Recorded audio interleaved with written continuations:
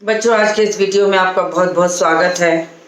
मैं आपको पाठ 15 नीलकंठ की पुनरावृत्ति करा रही हूँ, जिसको कि मैंने कुछ अंश को आपको समझा दिया है। अब मैं आपको जहाँ से मैंने उससे पहले वाले वीडियो को छोड़ा था वहीं से पढ़ना शुरू करती हूँ कि मोर के सिर की कलगी और सघन, ऊंची तथा चमकीली हो गई, चोंच अधिक बंकिम और पैनी हो गई। गोल आंखों में इंद्रनी की नीलाभ द्युति चमकने लगी। लंबी नील हरित ग्रीवा की हर भंगिमा में धूप छाही तरंगे उठने गिरने लगी। दक्षिण बाम दोनों पंखों में स्लेटी और सफ़ेद आलेखन स्पष्ट होने लगे। पूंछ लंबी हुई और उसके पंखों पर चंद्रिकाओं के इंद्रधनुषी रंग उद्दीप्त हो उठे। रंग रहित पैरों की गर्वीली गति ने एक नई गरिमा से रंजित कर दिया। अब यहाँ पर महादेवी वर्मा ने मोर के सौंदर्य वर्णन के साथ साथ उसके विकास होने पर उसका स्वरूप कैसे निखर कर सामने दिखाई पड़ने लगा था, उसका वर्णन कर रही हैं कि जैसे जैसे मोर के बच्चे बढ़ने लगे, उनके सिर की जो कलगी थी बिल्कुल घनी और ऊंची हो गई और साथ ही साथ चमकीली भी हो गई। चोंच बिल्कुल नुकीली और तेज पैनी हो गई। आंखें गोल गोल नीले रंग की चमक लिए हुए झलकने लगी और गर्दन बिल्कुल नीली हरी, ग्रीवा मतलब गर्दन को वो बार बार ऊपर नीचे जब करता तो उसके गर्दन पर जो धूप छाई चमक पड़ती वो अत्यधिक सुंदर लगती थी। दक्षिण बाम दोनों पंखों में, दाएं बाएं दोनों पंखों में जो रंग उद्दीप्त हुए थे वो स्लेटी और सफ़ेद का जैसे लगता था किसी ने चित्र खींच दिया हो। लंबी सी पूंछ थी और उसके पंखों पर जो चंद्रिकाएं इंद्रधनुषी रंग से दिखाई पड़ रही थी वो मानो सभी का मन मोह लेती थी। रंग रहित पैरों को गर्वीली गति ने एक नई गरिमा से रंजित कर दिया। अब रंग रहित पैरों को यानी पैरों में कोई पंखों की तरह, उसके मुख की तरह, उसकी आंखों की तरह कोई रंग नहीं था, लेकिन उसकी चाल ऐसी स्वाभिमानिनी थी, ऐसी गर्वीली गति थी कि जिसे देखकर ये लगता था जैसे उसके अंदर एक गर्व हो और एक नई गरिमा से रंजित हो। उसका गर्दन ऊंची कर देखना, विशेष भंगिमा के साथ नीची कर दाना चुगना, पानी पीना, टेढ़ी कर शब्द सुनना आदि क्रियाओं में जो सुकुमारता और सौंदर्य था उसका अनुभव देखकर ही किया जा सकता है।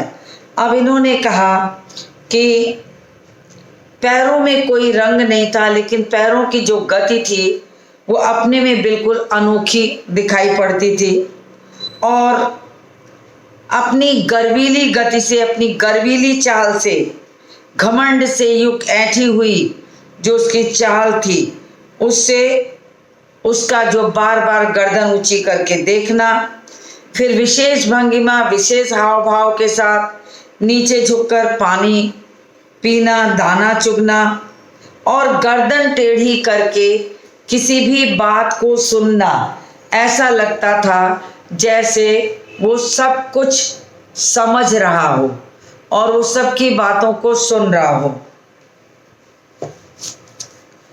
तो उसकी जो सुकुमारता थी, लेखिका ये कहती हैं कि उस सुकुमारता का वर्णन मैं चाहे जितने भी शब्दों में कर दूं, मगर उसकी सुकुमारता का वर्णन यदि खुद आंखों से देखा जाए तो संभवतः अत्यधिक लुभावना प्रतीत होगा, यानी वो अत्यधिक प्रिय लगेगा, जितना कि शब्दों में बांधकर किसी चीज का वर्णन नहीं किया जा सकता। तो यहाँ पर यही बताने की कोशिश लेखिका ने की है, और साथ ही साथ उसके स्वरूप, उसकी सुंदरता के अनुरूप ही उसका नाम उन्होंने कैसे चुना, उसका वर्णन आगे के अनुच्छेद में है, जो मैं आपको पढ़ाने चल रही हूँ, जो मैं आपको बताने चल रही हूँ। तो आप बहुत ध्यानपूर्वक इन चीज़ों को सुनिएगा। मैं आपको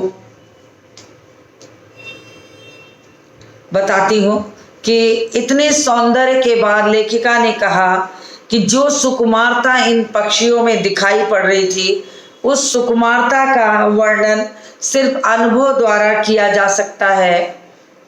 किताबों में, पन्नों में लिखने में ऐसा लगता था जैसे शब्द कम पड़ रहे हैं, अर्थात वो सौंदर्य अनुपम था, अनोखा था, अवर्णनीय था।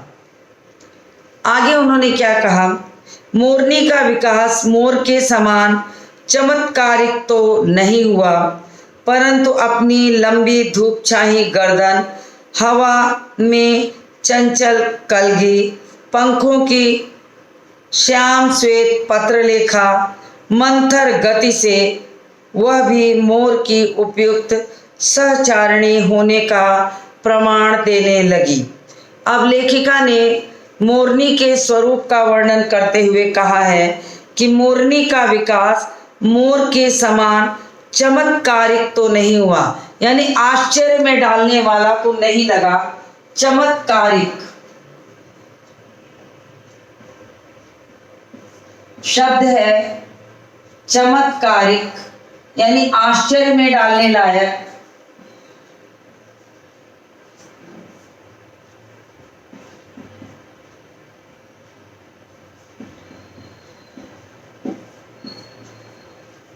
इन्होंने कहा कि जिस तरह मोर का बहुत अनोखा विकास हो रहा था, मोरनी का उतना अनोखा विकास नहीं था, बहुत चमत्कारिक नहीं था कि जिसमें ऐसा लगे कि कुछ विशेष अनोखा स्वरूप हो, परंतु कुछ कम भी नहीं था।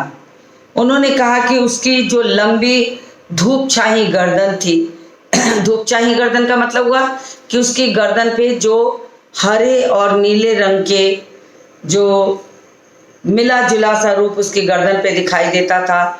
जब उस गर्दन को उठाती और गिराती तो ऐसा लगता था जैसे वहाँ पर धूप छाया सा प्रतीत हो रहा था। कभी उसकी चमक दिखाई पड़ती, कभी वो चमक धीमी पड़ जाती, कभी वो चमक तेज हो जाती तो फिर कभी वो चमक धीमी हो जाती।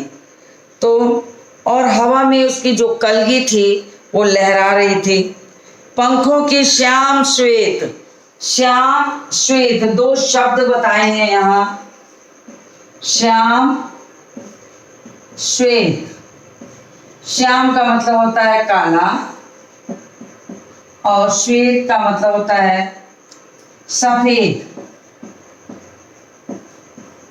लेकिन देखिए इसी चीज को इन्होंने तत्सम शब्दों का प्रयोग करके कितने सुंदर ढंग से व्याख्या करते हुए वर्णन किया है। श्याम श्वेत पत्रलेखा, मंथर गति, धीमी धीमी गति, आदि से वह भी मोर की उपयुक्त सहचारिणी, सहचारिणी शब्द है, सहचारिणी,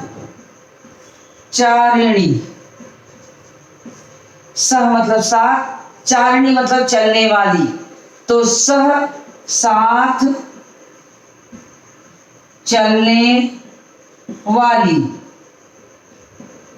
जो आपके साथ साथ चले वो आपकी सहचारिणी हो गई। तो सहचारिणी शब्द का प्रयोग यहाँ पर लेखिका ने करके भाषा को बहुत सुंदर व्यक्त किया है।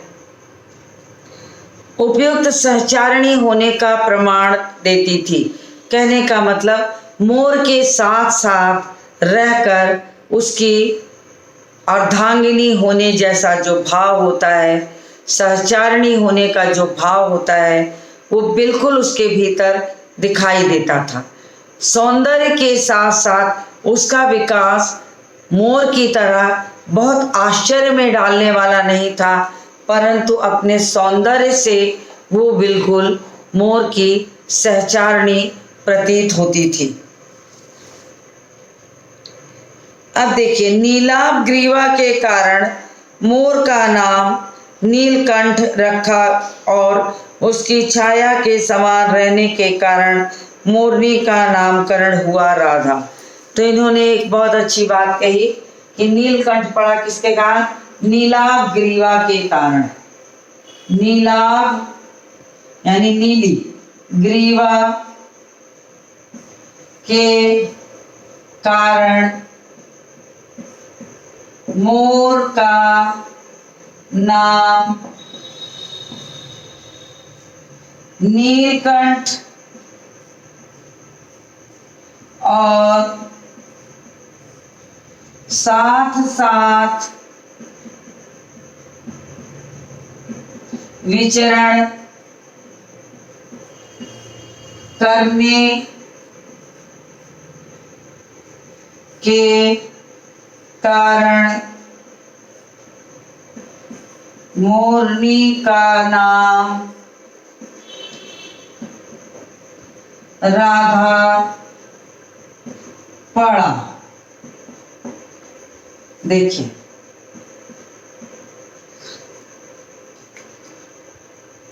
तो मैंने ये बहुत हाईलाइट वाली चीज थी।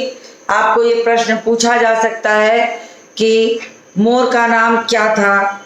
तो नीलकंठ नाम था। फिर प्रश्न हो सकता है कि नीलकंठ नाम क्यों पड़ा? तो आपको पता होना चाहिए कि नीलाभ ग्रीवा के कारण उसका जो नीले रंग की उसकी गर्दन थी, जिसके कारण उसका नाम नीलकंठ रखा लेखिका ने, और उसके साथ साथ विचरण करने वाली उसकी जो सहचारिणी थी उसका नाम उन्होंने राधा रखा। तो राधा की तरह वो उसके साथ साथ घूमती थी, तो उसका नामकरण क्या हुआ? नीलकंठ और राधा नाम पड़ गया उस मोर और मोरनी का। मुझे स्वयं ज्ञात नहीं कि कब नीलकंठ ने अपने आप को चिड़ियाघर के निवासी जीव जंतुओं का सेनापति संरक्षक नियुक्त कर लिया। अब नीलकंठ जैसे जैसे उस जाली घर में रहते रहते इतना जीव जंतुओं के साथ घुल मिल गया था कि न जाने कब उसने उनकी देख रेख करते करते, उनको सही स्थान पर ले जाते, उनकी सुरक्षा करते करते कब खुद को उन्होंने उन जीव जंतुओं का सेनापति नियुक्त कर लिया, इसका पता तो तब चला जब नीलकंठ उनकी सुरक्षा के लिए, उनको सुबह दाना चुगाने के लिए आगे आगे चलकर ले जाया करता था, जिसे देखकर लगा कि नीलकंठ उनका सेनापति है। जीव जंतुओं के बीच उनकी सुरक्षा को लेकर, उनकी देखरेख को लेकर नीलकंठ इतना सचेष्ट रहता था कि वो स्वयं को सेनापति महसूस करने लगा था और सारे जीव जंतु उसकी आज्ञा का पालन भी करते।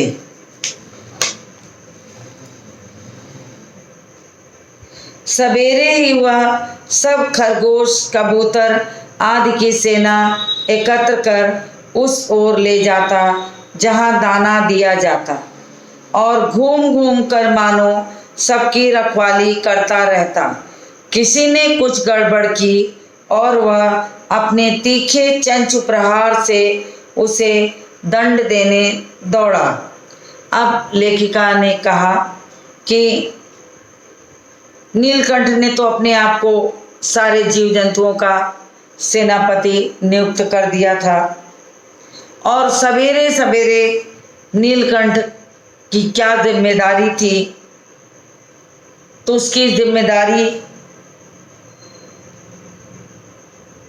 ये थी कि खरगोश कबूतर सबको वो सुबह होते इकट्ठा करता और इकट्ठा करके उस ओर ले जाता जहाँ सवेरे सवेरे महादेवी वर्मा समस्त जीव जंतुओं को दाना चुगाती थी। और जब सारे जीव जंतु दाना चुगते तो नीलकंठ उनकी देख रेख के लिए, उनकी रखवाली करते हुए उनके चारों ओर बिल्कुल सेनापति की तरह घूमता रहता। और कभी दाना चुगने के दौरान अगर जीव जंतुओं ने थोड़ी बहुत लड़ाई झगड़ा किया और कुछ भी गड़बड़ की तो वो अपने तीखे चंचु प्रहार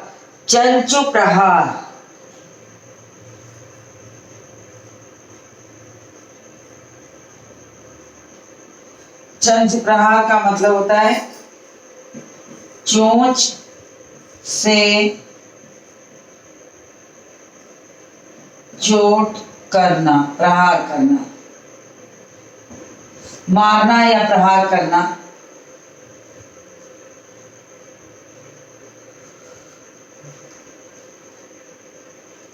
तो वो तुरंत ही दौड़ पड़ता था उनको दंड देने के लिए कि उनकी देखरेख करता है तो उनकी जिम्मेदारी भी उसके ऊपर थी।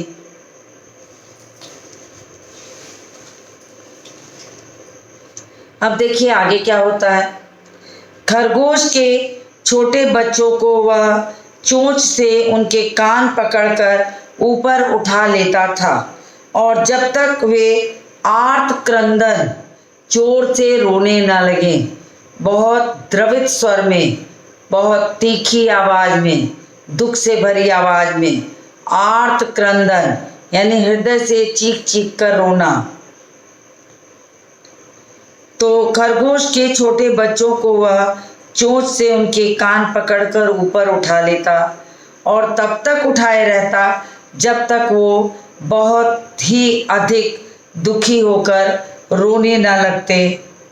तब तक वह उन्हें अधर में लटकाए रखता, बीचों बीच कान से उन्हें पकड़कर ऐसे उठा लेता और वो लटका के पकड़े रहता जब तक कि वो चीख चीख करके बुरी तरह रोने नहीं लगते थे, तब तक वह उन्हें पकड़े रहता। और कभी कभी उसकी पैनी चोंच से खरगोश के बच्चों का कर्णवेध संस्कार, अब मैं आपको बता दूं बच्चों कि कर्णवेध संस्कार आप लोग जानते होंगे कि बच्चे के जन्म के बाद कुछ संस्कार बच्चों के कराए जाते हैं। उनके जन्म के छठे दिन उनकी छठी की जाती है, फिर उसके बाद उन्हें स्नान कराया जाता है, कुछ वर्षों के बाद उनका मुंडन होता है। और कर्णवेध जो कहा है, कानों का छेदना, ये भी अपने आप में एक संस्कार है, कर्ण छेदन संस्कार, मुंडन संस्कार, तो ये भी एक प्रकार का संस्कार है। तो ऐसा लगता था जैसे उनका कान छेदने का जो संस्कार है वो पूर्ण हो गया, यानी उनके कान छेदन का संस्कार भी पूर्ण हो गया। फिर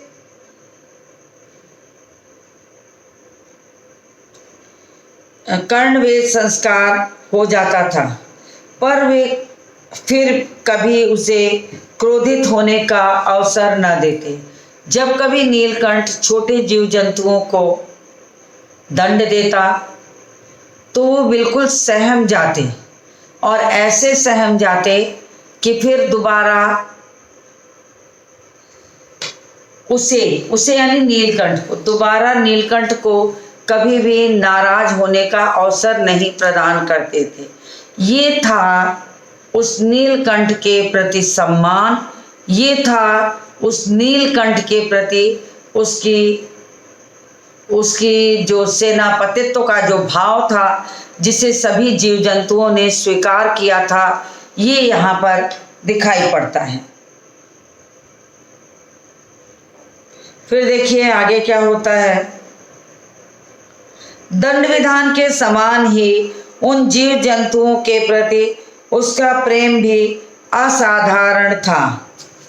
अब नीलकंठ ऐसा नहीं था कि जीव जंतुओं को डांटने डपटने के लिए ही खाली उन्हें डांटता डपटता था, लेकिन बाद में वो उनकी देख रेख भी करता था, उनका ख्याल भी रखता था, उन्हें प्रेम भी देता था।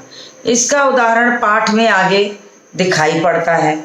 तो उसी का वर्णन लेखिका ने किया है कि कैसे लोग जीव जंतु अगर उससे डरते थे तो उसे प्रेम भी करते थे, पर वे कभी भी उसे क्रोधित होने का अवसर न देते। दंड विधान के समान ही उन जीव जंतुओं के प्रति उसका प्रेम भी असाधारण था। तो दंड विधान तो देने का उसका अधिकार था, क्योंकि वो अपने आप को सेनापति बना लिया था जीव जंतुओं का, और फिर प्रेम भी उसका असाधारण था। प्रायः मिट्टी में छुआ छुअल सा खेलते रहते और जीव जंतुओं के साथ ऐसा लगता था जैसे वो एक दूसरे को छूने का खेल खेल रहे हैं, जैसे छोटे बच्चे छिपते हैं, खेलते हैं।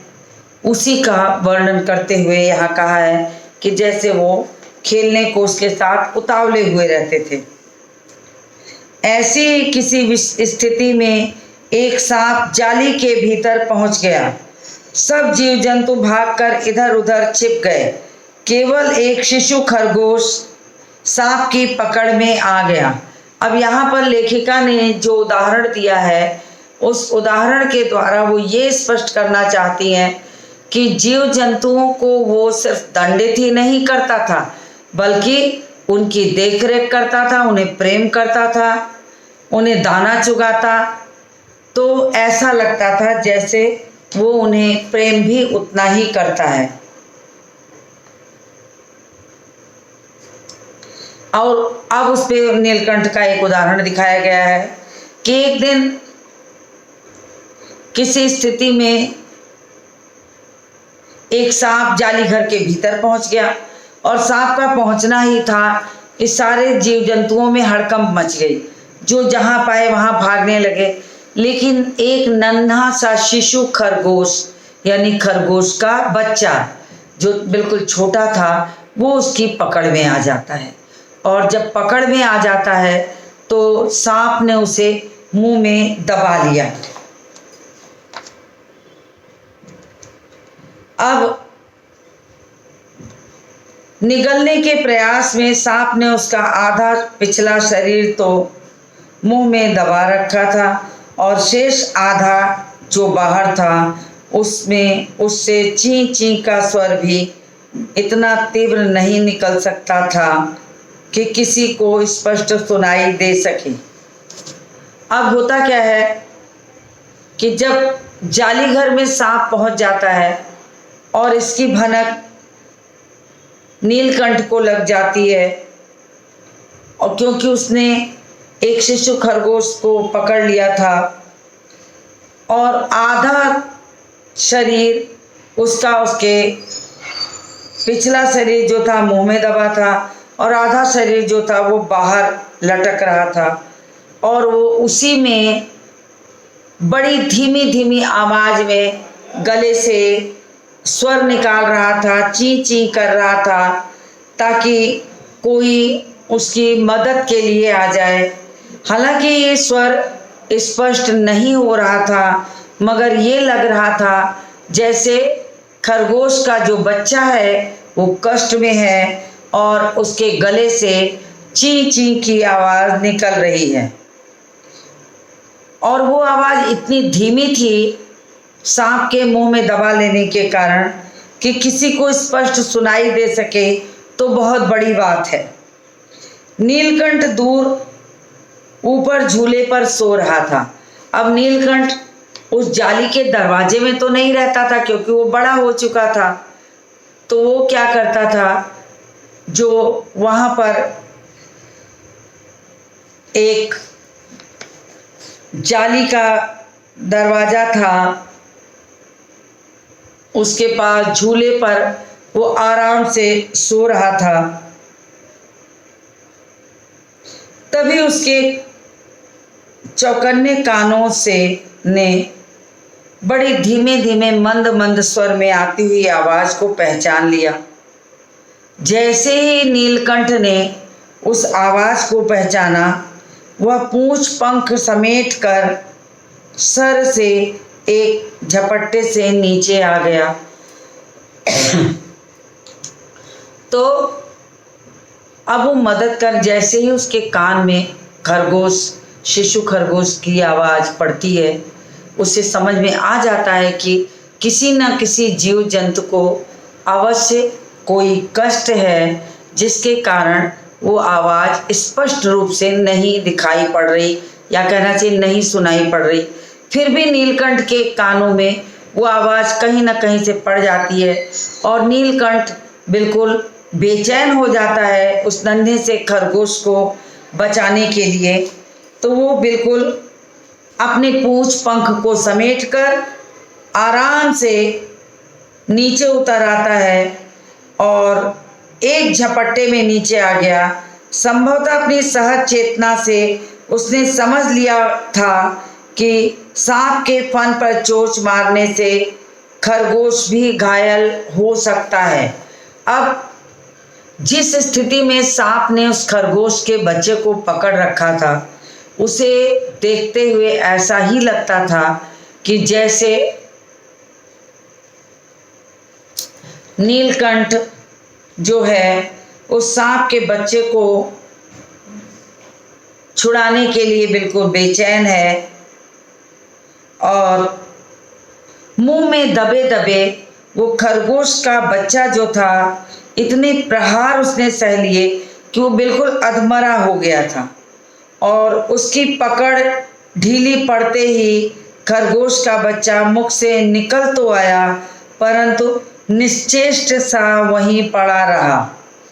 अब सांप को तो नीलकंठ ने अपने फन के पास पंजों में दबा लिया, फिर चोंच से इतने प्रहार किए, इतनी बार चोंच से मारा कि चोंच से मारते मारते वो बिल्कुल घायल हो गया, अधमरा हो गया और लगातार चोंच के प्रहार से उसके घायल अवस्था में होने के कारण उसने जो राधा को पकड़ रखा था, वो राधा भी बिल्कुल